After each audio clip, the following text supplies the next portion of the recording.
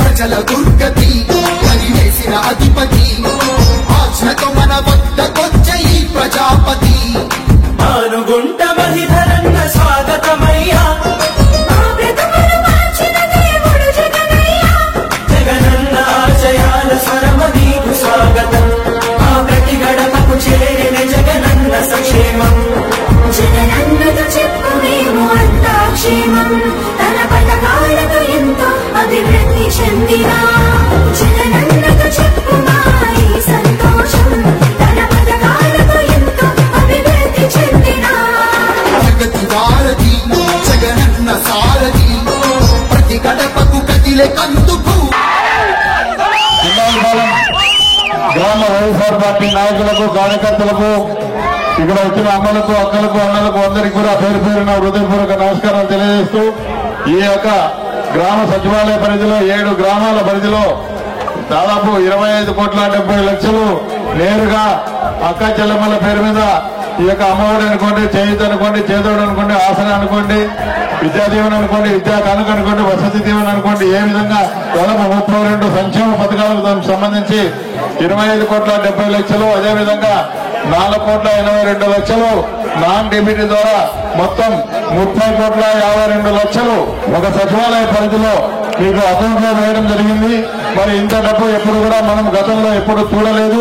మరి ఈరోజు మన పేదమ్మ ముఖ్యమంత్రి గారి జగన్మోహన్ రెడ్డి గారి సంపూర్ణమైన సహకారంతోనే ఇంత డబ్బు రావడం జరిగింది. గతంలో నేను ఈ గ్రామానికి మనము అధికారం లేనప్పుడు ఈ గ్రామానికి కూడా రావడం జరిగింది.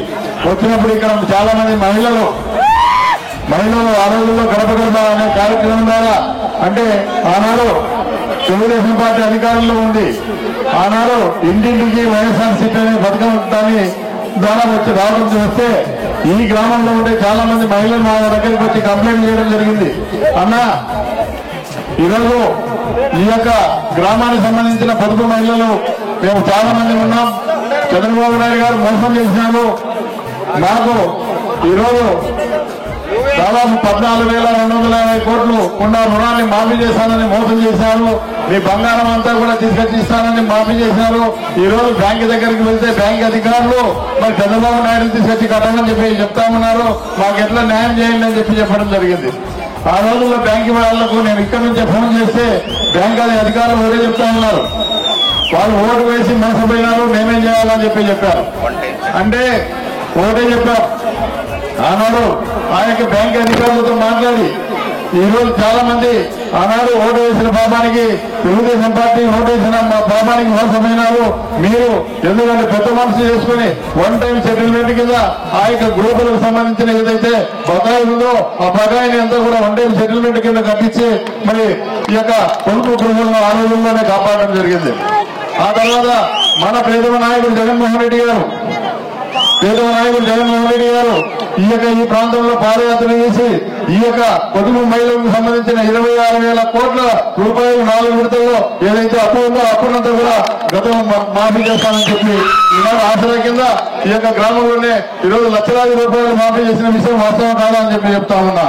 అదేవిధంగా 0 ఓటీ కూడా ఈ యొక్క మహిళలకు ఇవ్వడం జరిగింది.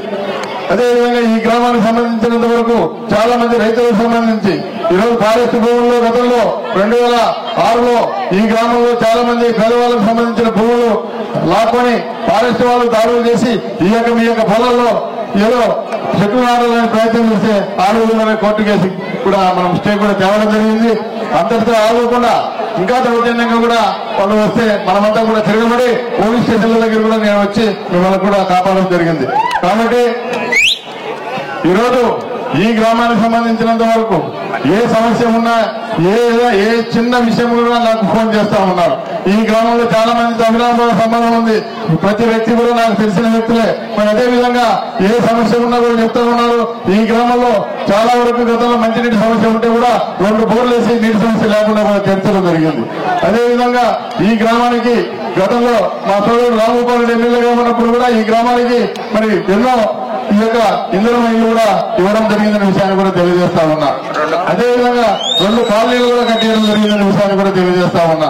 అదేవిధంగా ఈరోజు ఆ రోజుల్లో 92, 93లో కూడా చాలా మంది పేదవాళ్ళకు కూడా భూములు ఇవ్వడం జరిగిందనే విషయాన్ని కూడా తెలియజేస్తా ఉన్నా.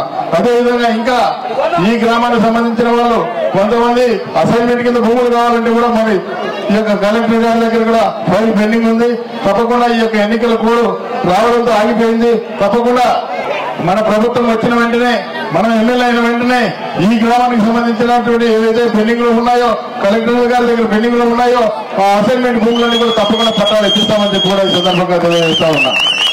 అదేవిధంగా ఈ గ్రామానికి సంబంధించినంత వరకు చాలా వరకు పేద గ్రామం. ఎందుకంటే కేవలం వర్షాధారం మీద ఆధారపడిన గ్రామం కాబట్టి ఈ గ్రామానికి సంబంధించినంత వరకు వచ్చేరు నుంచి ఖచ్చితంగా ఆ యొక్క గ్రావిటీ ద్వారా నీళ్లు ఇప్పించే కార్యక్రమం చేస్తాం. ఎందుకంటే గత సంవత్సరం మీకు కూడా తెలుసు, దేశమంతా కరువు ఉంది, ఈ ప్రాంతంలో కరువు ఉంది, శ్రీశైలంలో నీళ్లు లేవు. శ్రీశైలం నీళ్లు లేనప్పుడు అందరినీ మాకు ఏ విధంగా నీళ్లు వస్తాయి, ఏ విధంగా కొచ్చెరుకు నీళ్లు వస్తాయి, ఏ విధంగా దత్తనాలకు చెరుకు నీళ్లు వస్తాయో మరి మాజీ శాస్త్రి ఉన్నప్పుడు బీసీ జనార్దన్ రెడ్డికి తెలియకపోవడం చాలా బాధ కలిగించే విషయం. ఏదేమైనప్పటికీ కూడా మరి 5 సంవత్సరాల అధికారంలో ఉన్నప్పుడు ఏ రోజైనా ప్రజల గురించి కానీ, ప్రజల యొక్క సమస్యల గురించి కానీ, ప్రజలకు పట్టాలు ఇవ్వాలనే ఆలోచన కానీ, ప్రజలకు ఇల్లు ఇవ్వాలనే ఆలోచన కానీ మరి అన్నాడు. ఈరోజు ఈ గ్రామంలో కేవలం ఈ యొక్క రోడ్లు వేయకుండా మరి గుంతలు తీసిపోతే ఆనాడు మరి మేము అధికారంలోకి వచ్చిన తర్వాత ఈ గ్రామానికి లక్షలాది రూపాయలు కేటాయించి కూడా ఈరోజు సీసీ రోడ్లన్నీ కూడా వేయడం జరిగిందనే విషయాన్ని కూడా తెలియజేస్తా ఉన్నా. అదేవిధంగా ఇంకా ఈ గ్రామానికి సంబంధించినంత వరకు ఈ యొక్క చాలా మంది పేదవాళ్ళు ఉన్నారు. వాళ్లకు ఈ యొక్క ఇంటి పట్టాలు కూడా ఇవ్వవలసి ఉంది. 194 మందికి పట్టాలు ఇవ్వాలని చెప్పి ఆలోచన చేశాం. కాకపోతే పోలీస్ డిపార్ట్మెంట్ వాళ్ళు గతంలో బ్రిటిష్ టైంలో ఆ యొక్క స్థలం పోలీస్ డిపార్ట్మెంట్ అని చెప్పి అబ్జెక్షన్ చేయడం జరిగింది. ఏదేమైనప్పటికీ కూడా మళ్ళీ అధికారంలోకి వచ్చిన వెంటనే ఆ యొక్క స్థలాన్ని ఖచ్చితంగా పట్టాలు ఇచ్చే కార్యక్రమం చేస్తానని చెప్పి కూడా ఈ సందర్భంగా తెలియజేస్తా ఉన్నాం. అదేవిధంగా మన జగన్మోహన్ రెడ్డి గారు కూడా మన ఈ మధ్య బనగానపల్లికి రావడం జరిగింది. బనగానపల్లికి వచ్చినప్పుడు ఈ యొక్క పసుపుగా ఈ యొక్క 7 గ్రామాలకు సంబంధించి నీటి సమస్య ఉందంటే ఈ యొక్క 100 కోట్లతో ఈ యొక్క అవుకు రిజర్వాయర్ నుంచి కూడా నీళ్లు తెప్పిస్తానని చెప్పి కూడా హామీ ఇవ్వడం జరిగింది. 100 కోట్ల రూపాయలు కూడా శాంక్షన్ చేయడం జరిగింది.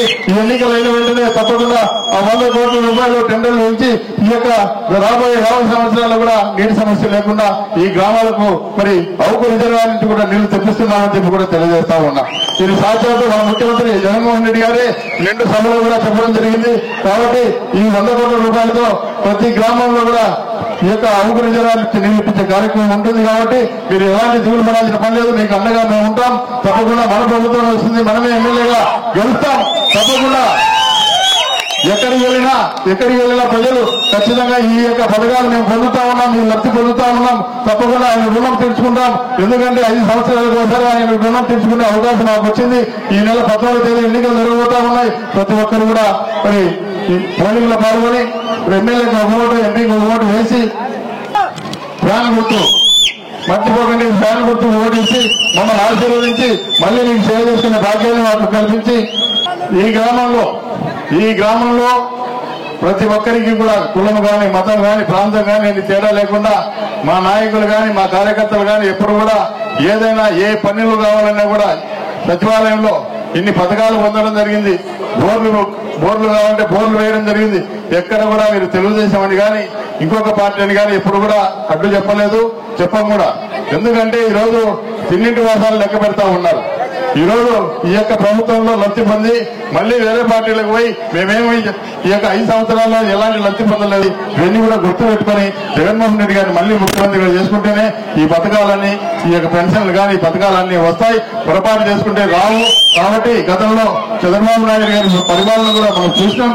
కాబట్టి పొరపాటు చేయకుండా అందరూ కూడా ఫ్యాన్ గుర్తుపైన ఓటు వేసి మళ్ళీ మెజార్టీతో ఈ గ్రామానికి, ఇంకా పోయినసారి 90 ఓట్ల పైగా మెజార్టీ వచ్చింది, ఇంకా ఈ గ్రామానికి డబుల్ మెజార్టీ రావాలని చెప్పి కోరుకుంటూ సెలవు తీసుకుంటాం.